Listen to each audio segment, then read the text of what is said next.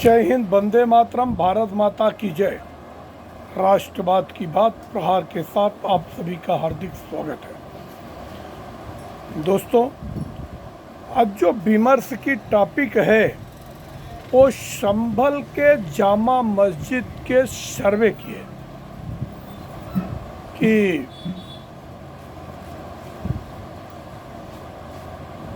Congress party और Samajwadi party को लगता था कि ये देश सिर्फ तुष्टीकरण से चलेगा, मतलब कोर्ट कचहरी कानून सब कांग्रेस अपने हाथ में रखती थी। अब जो बड़ा फैसला आया है कि जामा मस्जिद के सर्वे के लिए आज से एएसआई टीम संभल पहुंच रही, कल ही पहुंच गई और कल वीडियोग्राफी के साथ काम शुरू हो गया। माननीय न्यायालय ने कहा, हाई कोर्ट ने, कि जामा मस्जिद का पूरा सर्वे हो, एएसआई सर्वे। और ये काम एएसआई को बहुत पहले दिया गया था, मगर एएसआई की टीम को मस्जिद के अंदर जाने नहीं दिया जाता था। अब देखो, बीच में जब वहाँ पे सर्वे करनी टीम गई तो उस पे जिस हिसाब से उग्रवादी अंदाज में हमले हुए थे, जिसमें कि 5 लोग मारे गए, उसमें एक षड्यंत्र थी कि जो हिंदू पक्षकार हैं विष्णु शंकर जैन, इनको ही मार दिया जाए, और अगर इनको मार दिया जाएगा तो एएसआई सर्वे और सारा सर्वे रुक जाएगा और आने वाले टाइम में और भी जो विवादित स्थल है उस पर दावा ठोकने वाला काम भी ख़त्म हो जाएगा, एक डर पैदा हो जाएगी। मगर पुलिस की सूझबूझ, अब जो 5 लोग उसमें मारे गए, विशेष समुदाय के लोगों को विशेष समुदाय के लोग ही मार दिए। मतलब दहशत पैदा करना, लोगों में भय पैदा करना, और भय की वजह से फिर हिंदू समाज वापस डर जाएगा और अपना जो दावा कर रहा है दावा करना बंद कर देगा। मगर ऐसा कुछ हुआ नहीं।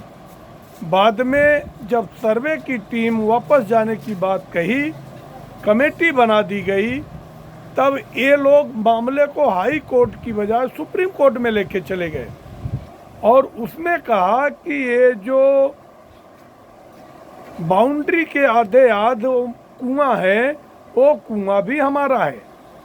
अब जब सुप्रीम कोर्ट ने उत्तर प्रदेश सरकार को अपना पक्ष रखने के लिए कहा और उत्तर प्रदेश सरकार ने क्या किया कि अपना पक्ष रखा कि ये जो मस्जिद बना है ये सरकारी ज़मीन पे ही बना है, ये कोई वक्फ की प्रॉपर्टी नहीं है। अब इसकी सुनवाई होनी बाकी है और इसके बाद अब उसके मस्जिद की दीवारों को रंगाई पोताई की बात कर रहे थे मुसलमान पक्ष वाले। अब आज उसकी सुनवाई हाई कोर्ट में होनी है।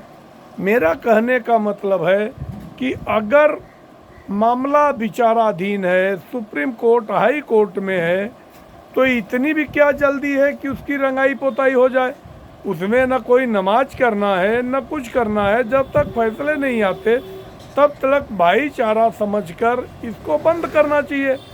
मगर अब जो तुष्टीकरण करने वाली पार्टियां, चाहे समाजवादी पार्टी हो चाहे कांग्रेस पार्टी हो, इनके हाथ से मुद्दा फिसल गया। अब ये तो मुद्दा, क्योंकि वहाँ पे 19 कुओं का जो वर्णन है संभल में, जो शास्त्रों में भी है, अब 19 कुएं में ये 19वां कुआं है जो कि संभल मस्जिद के आधे आध है और अंदर वट वृक्ष भी मिला है। दीवालों पे हिंदुओं के मंदिरों की आकृतियां हैं। तो आप कितना झूठ बोलोगे। अब इसका मतलब है कि आज माननीय न्यायालय अपना फैसला देगा कि उसकी रंगाई पोताई होनी चाहिए कि नहीं होनी चाहिए, और होगी भी तो कौन से कलर से होनी चाहिए, और अगर होगी तो फिर एएसआई के मजिस्ट्रेट के या तो उनके कर्मचारियों के रख रखाव के बीच में ही होना चाहिए। ये विषय है। दूसरा विषय है कि जो 5 लोग मारे गए उनको समाजवादी पार्टी ने, उनके मुखिया अखिलेश यादव ने 5-5 लाख रुपए दिए, और वहीं जमीयत उलेमा हिंद वो भी 5-5 लाख रुपए दिया, और अभी और भी लोग जो मिलने जा रहे हैं वो 2-2 लाख रुपए दे रहे हैं, क्योंकि कहते हैं कि आने वाले टाइम में रमज़ान है, उनको आर्थिक मदद। मेरा कहने का एक मतलब है कि अगर जो हिंसा भड़काना चाहता है, जो 2 समुदायों में विभेद पैदा करना चाहता है, ऐसे लोगों को ऐसे संरक्षण की क्या ज़रूरत है। और दूसरी बात कि अगर ये उलेमा हिंद या फिर समाजवादी पार्टी इन लोगों के जो पैसे इनके आय के स्रोत हैं उसकी भी विधिवत जांच हो, और ये कहाँ भी कैसे भी क्यों पैसा खर्च करते हैं उसके ऊपर भी रोक लगनी चाहिए। जैसे पीएफआई के ऊपर बैन लग गया, आने वाले समय में मैं तो कहूँगा उलेमा हिंद के ऊपर भी अगर ऐसे सामाजिक सौहार्द बिगाड़ने के लिए काम करते हैं कि अपराधियों के मुकदमे लड़ते हैं, अगर ऐसे लोगों को उनका मनोबल और उनको उत्साहित करते हैं तो ऐसे संस्थाओं पे शीघ्र बैन लगना चाहिए, क्योंकि ये देश में आपसी प्रेम रहना चाहिए। 2 मजहबों में किसी प्रकार का भेद नहीं होना चाहिए। अगर देश संविधान से चलता है तो संवैधानिक दायरे में आकर माननीय न्यायालय की बात सबको माननी चाहिए, क्योंकि जैसे पिछली बार जब बाबरी मस्जिद विध्वंस हो गई और जब सुप्रीम कोर्ट के फैसले के बाद मंदिर बनना शुरू हुआ, तो वहाँ के संभल के जो पूर्व सांसद थे रहमान बर्ग, उन्होंने कहा कि कयामत तक हमारी नज़र में बाबरी मस्जिद शहीद नहीं हुए, जिंदा है। अगर माननीय न्यायालय की बात भी आप लोगों को पसंद नहीं आती है तो इसका दूसरा क्या उपाय होना चाहिए, सरकार को वो उपाय लागू करना चाहिए। वैसे माननीय योगी आदित्यनाथ की सरकार उत्तर प्रदेश में है, तो वहाँ पे लॉ एंड ऑर्डर बहुत मजबूत है। अपराधी कोई भी हो, अपराधी बचेगा नहीं। सारे 79 दंगाइयों के पोस्टर विधिवत वहाँ लगाए गए, और कल परसों महाशिवरात्रि के दिन मस्त पुलिस बंदोबस्त में शिव बारात निकाली गई। किसी प्रकार की कोई हिंसा नहीं। वापस वहाँ पे सनातन का प्रादुर्भाव हो रहा है, और जिस हिसाब से संभल में ये कल्पना की गई है कि वहाँ पे भगवान कल्कि का अवतार होगा, तो वैसा माहौल दिख रहा है।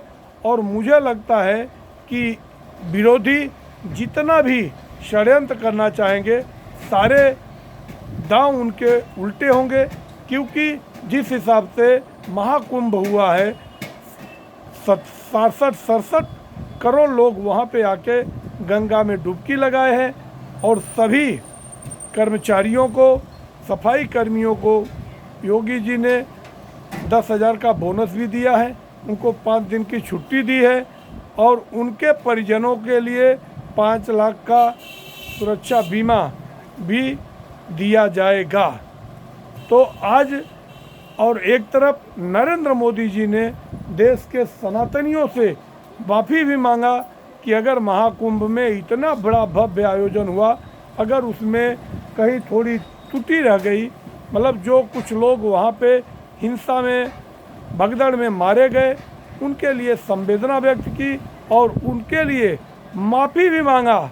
ऐसे सनातनी योद्धा के साथ पूरे देश के लोगों को जाति, धर्म, पंथ, मजहब भूलकर एकजुटता, जो कि महाकुंभ एकजुटता का परिचायक साबित हुआ कि एक भारत श्रेष्ठ भारत का मंत्र जो सरदार वल्लभ भाई पटेल ने दिया था, उसको साकार करता दिखाई दिए। नरेंद्र मोदी और योगी आदित्यनाथ दोनों जन की जोड़ी युगों युगों तक सलामत रहे और मुझे लगता है कि किसी की भी किसी प्रकार की तुष्टीकरण नहीं होगी, संतुष्टिकरण होगा। आज हमारी नज़र माननीय न्यायालय के फैसले पर है कि संभल के लिए क्या फैसला आता है, क्योंकि माननीय न्यायालय देश में सर्वोच्च है। इनकी बात हर किसी को सिर झुकाकर स्वीकार करना चाहिए और लोग करते भी हैं। अगर इसके बावजूद अगर माननीय न्यायालय की बात अगर कोई नहीं मानता है तो फिर प्रशासनिक कार्रवाई उसके ऊपर कठोरता से होनी चाहिए। ऐसी हमारी सोच है और ऐसी हमारी सरकार से मांग है। आप लोगों को हमारा विश्लेषण कैसा लगा, आप कमेंट सेक्शन में आके अपने विचार रखें और मेरे चैनल को सब्सक्राइब करें। और हमारी खबर का असर पड़ा, पूना में जो रेपिस्ट है वो महिला का रेपिस्ट दत्तात्रेय रामदास गाड़े आज वो पकड़ा गया, पूना के सिरूर गांव में पकड़ा गया। और अब मैं कहता हूं कि 2-4 दिन के अंदर उसकी जांच प्रक्रिया करके उसको फांसी देना चाहिए या उसका इनकाउंटर करना चाहिए। जिस दिन ऐसे बड़े कदम उठाए जाएंगे तभी देश में लड़कियों के प्रति लोगों की मानसिकता बदलेगी और अपराध भी कम होंगे। जय हिंद, वंदे मातरम, भारत माता की जय। धन्यवाद।